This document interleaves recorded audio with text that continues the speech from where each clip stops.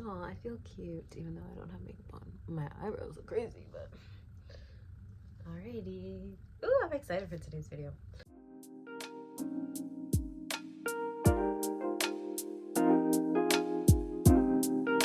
Hello everyone, welcome back to my booktube channel. Today's video is going to be yet another installment of our bookish breakdowns. I've decided that I'm gonna try to do a bookish breakdown, at least one every month, and I'm very excited for the one that we're gonna do today. But first, we need to have a sip of our little drinkity drink. We're taking a break from the Alanis today, and I'm having an iced coffee.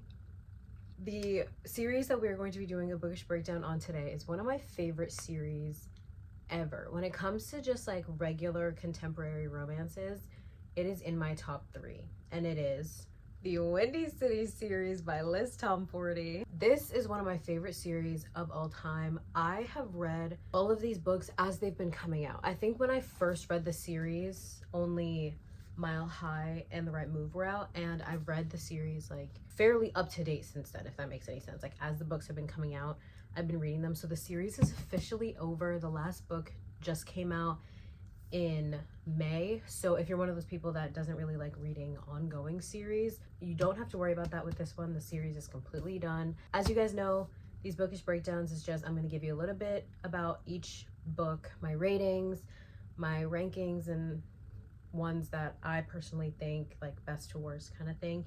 Even though these books are all amazing, every single book in this series is over a 4-star for me, but obviously, you know, you're gonna like some more than others, and that's just part of reading.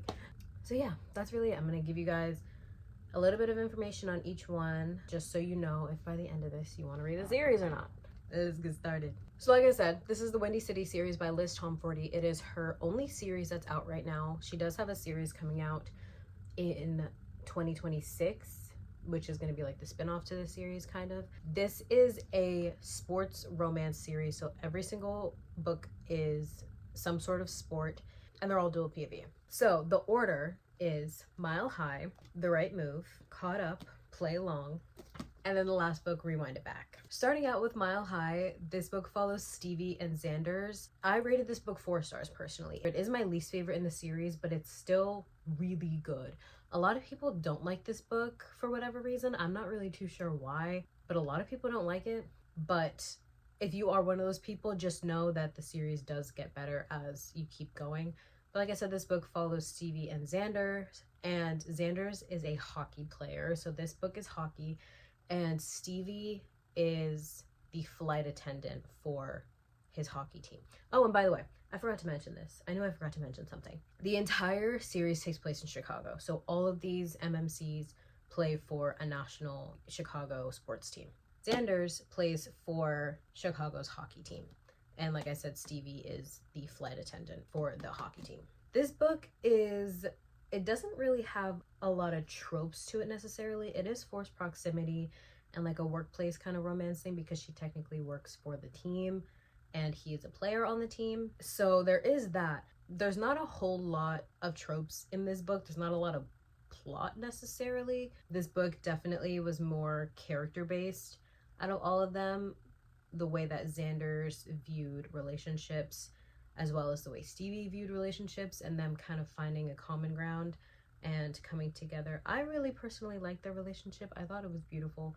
I just didn't connect fully with the two of them, feel the chemistry, even though you're not like super invested in it. And that's what happened with me. This book is a great foundation to the series. So I definitely do not think you should skip this book. It is very important. This series has some of the best found family I've ever read in my life. So why would you want to skip the foundation of the found family just because the book isn't that great? That's Mile High. And then you jump into The Right Move. The Right Move follows Indy and Ryan, and Indy ends up being Stevie's best friend because she's also a flight attendant for the Chicago hockey team, and Ryan is Stevie's twin brother.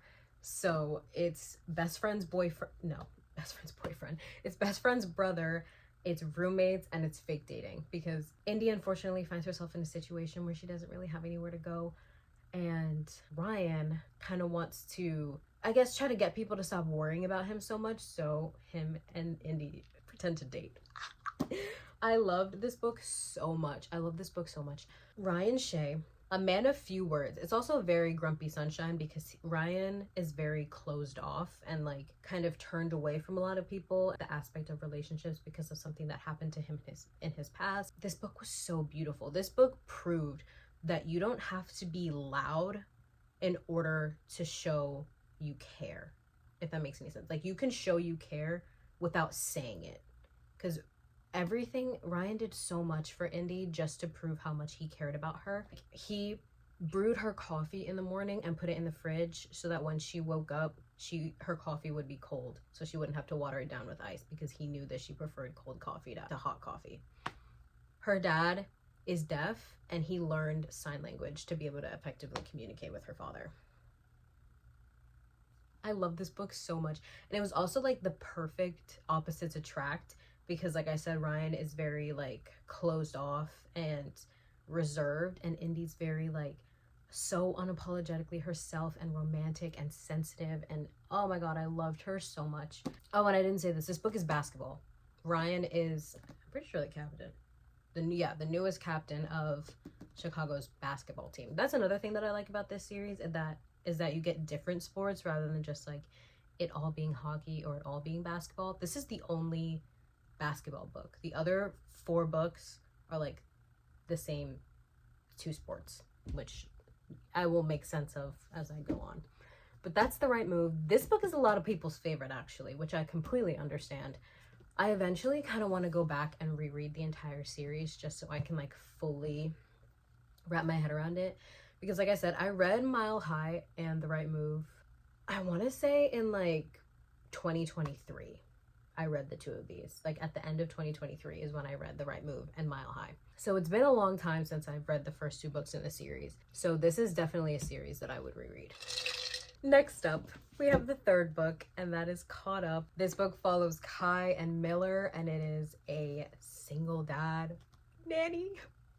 It is single dad nanny, and basically Miller needs a break from her current career path, and obviously she still needs to work, and her father is like the head or like lead coach of Chicago's baseball team, and Kai is the pitcher on said baseball team. Miller kind of needed a summer job in a way, so she ended up nannying for Kai and his like 1-year-old son, I think, Max. Oh my god, it was the cutest. This was so wholesome and domestic, and I loved it so much. This book is so good. I really want to reread this book because I loved it so much. Oh, I didn't even tell you my ratings. For Right Move, I rated 4.75, and this book I rated 4.5. I loved this book so much, and part of me, like I said, really wants to reread basically every book in this series. The way this story kind of like comes together is Miller's kind of a rolling stone. You know, she doesn't really, although she has like a very stable career, she doesn't like to be like tied down to any one place, I guess. So being in Chicago was kind of just like a summer thing for her. And then she met Kai and fell in love with him and his son. But one of my favorite parts of this book is, okay, this is a little spoiler, I'm sorry, so skip ahead if you don't want a spoiler. But one of my favorite parts of this book was when she was watching Max, and then all of a sudden, like, she showed up at Kai's baseball practice because she told him, like, it felt like he was gonna start walking and I didn't want you to miss it. Like, she interrupted the practice and everything just so he could. I love this fucking book so much. And also, Kai's a single dad. Glasses. I love this man so much. Kai kind of taught Miller, like, there's beauty in stability, and you don't always have to constantly be moving and figuring out the next thing in order to have a fulfilling life. Miller taught Kai that, like, although there's so much going on in your life and you have a son and you have a whole career, you can still like have fun and like be yourself and like not let all of these things like isolate you. Like, oh my god, this book was so good. This series is so good. Okay, now on to the next one, which is my favorite. Some of you may know this. If you watch my TikTok, then you definitely know this, but play along. This is my favorite book. I actually reread it recently. I reread it in June, so you saw this in my June wrap up. But this is Play Along. This is the shortest one in the series, and it is my favorite. It follows Kennedy and Isaiah and Kai are brothers, which, two sets of siblings, we love that. Isaiah is the shortstop for Chicago's baseball team, so him and his brother play on the same team. So cute. And I don't want to give away too much, but let's just say Kennedy's on the medical staff for the baseball team.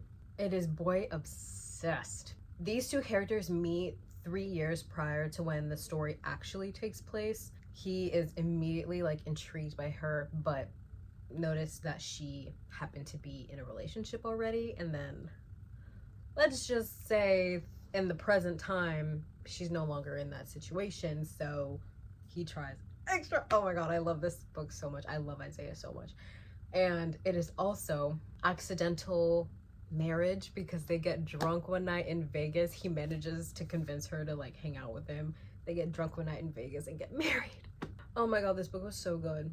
This book was so good. I love it so much. I cannot properly explain how much I love this. Like, the way that Isaiah loved Kennedy was everything to me, because I've said this before, but I have never related to an FMC more than I related to Kennedy K. She grew up very strangely. Like, she was very wealthy, but also very alone and isolated, and she wasn't very affectionate because she was never affectionate with her family. So Isaiah showed her, or like showed her what like true unconditional love looks and feels like. And she showed him that that he's not alone all the time. He's one of those characters that like puts on a smile even though he deals with a lot on the inside. So she was just so there for him and so supportive, but never made him feel like a burden or that he was too much or any. Oh my god, I love this book so I love this book so much. I love this book so much. I love this book so much. Oh my god, oh my god, oh my god. I am Kennedy K. She is me. I tabbed the ever-living shit out of this book because I just could not help myself. I ran out of tabs. There's one quote in here that I'm trying to find for you guys. I can't find it. But basically, it's kind of just like Kennedy trying to explain to him why she's not affectionate with people, or like why she finds it so strange and like uncomfortable to be affectionate, even if it's just like giving someone a hug. And he said to her something like, do you think you've never been affectionate with anyone because no one's ever made you feel safe enough to be affectionate with them? And it was just like, I can't. I physically cannot. We're gonna move on. Last but not least, we have Rewind It Back. This book is so good. It is the last book in the series, so I wanted to cry when I read it. You guys saw me read this book. I have a reading vlog for it. Go check it out. Go watch my reading vlog for it because this book was fantastic. This book follows Rio and Hallie, and it is a second chance romance. It is forced proximity. It is neighbors. It is also kind of a workplace thing because not only ends up being Rio's neighbor, but she also ends up renovating his house because she's an interior designer. Like I said, this book is very second chance, but it is also, it's always been you. You are the only person that I would ever and will ever want to be with. They have known each other since they were 12 years old and had only ever been with each other. In present time, it's been 6 years since they've seen or spoken to each other, and nothing had changed. Oh my god, this book was everything. This book was everything. I love Rio DeLuca. Yes, we have the same name, so I'm kind of obligated to love him, but he also just like, I loved him no matter what. This is also just like a, I will do anything for you. He was so down bad. He was the one trying to convince her to like give them a second chance. And this goes a little bit of back and forth between like past and present. There's more present than past, obviously, but you do get a lot of background as to how they became friends, how and when they fell in love, why they don't speak to each other anymore, why they went 6 years without speaking to each other. Oh, this book was so perfect. And obviously it's a second chance romance, so there was a breakup, but there's no third act breakup, if that makes any sense. I love this book so much. Let me just read you the dedication. Here's to the 10 characters, 5 couples, 3 teams, and 2 sets of siblings, and 1 amazing friend group that changed my life. This one is dedicated to you, the readers. Thank you for hanging out in Chicago with me. I'm gonna cry. I forgot to mention, Rio is also on the hockey team. So him and Xander's are on the same hockey team. You meet Rio in Mile High, which is why I say don't skip Mile High, because there's so many characters that you meet in that book that get books. It wouldn't make as much sense if you were to just read one book or if you were to skip Mile High or anything like that. But I love this book so much. It was so good. This is my second favorite in the series. I rated this book 4.75. It's the same rating as The Right Move, but better. This book is a god tier 6-star read. I will never forget this book. But this book is my second favorite. It was so good. Oh, I love this book. It was so good. It was so good. There's literally in the beginning, she ended up being at one of his hockey games. She didn't think he would notice her. She was just like, oh, well, like, I've cut my hair. I look different. It's been 6 years. And then in his POV, he's just like, that was her. I would never forget that face. Oh my God. I need to find that so I can... It had to be her. I'd recognize that face anywhere. Those hazel eyes, the wavy hair, which is so much shorter than it used to be. May have been 6 years since I last saw her, but I'd never forget. No, I'm fine. No, I'm like totally okay. That's a little synopsis of all of them. If I had to rank all of them, Mile High would be at the bottom. It is still very good, but Mile High is in 5th place. And then I would say probably Caught Up. I love this book. Don't get me wrong. But it's not a fave. But at the same time, it's been a while since I've read it, so who knows if I would like it more now. And then I would put The Right Move. I love this book, but Rewind It Back did it. It did it for me. And then obviously Rewind It Back and Play Along is at the top. It will always be at the top. As soon as I read this book, I was like, my life has changed. My life has changed. That is my ranking of all of the books. Please, please, please go read this series. If you take anything from my videos, it's to go read Windy City, Boys of Tommen, Magnolia Parks, Chestnut Springs. Go read those series. These are some of my favorite series ever, but especially Windy City. Windy City is probably the best sports romances I have ever read in my life. The Found Family is fantastic. All of these characters, literally, they have Sunday dinners every week. Like, it's beautiful. I love these books. I love these characters so much. So please, please go read this series. And if you do, let me know what you think. Which one's your favorite? Which one's your least favorite? If you say Play Along is your least favorite, maybe don't tell me which one's your favorite. But they are all fantastic, and I highly recommend the entire series. And like I said, let me know if you guys read them, what you think. I hope you guys enjoyed this bookish breakdown. Look forward to another one next month. I think I'm gonna do Chestnut Springs next month. I hope you have an amazing day, or night, or afternoon, or whatever time of day it is where you are. I love you.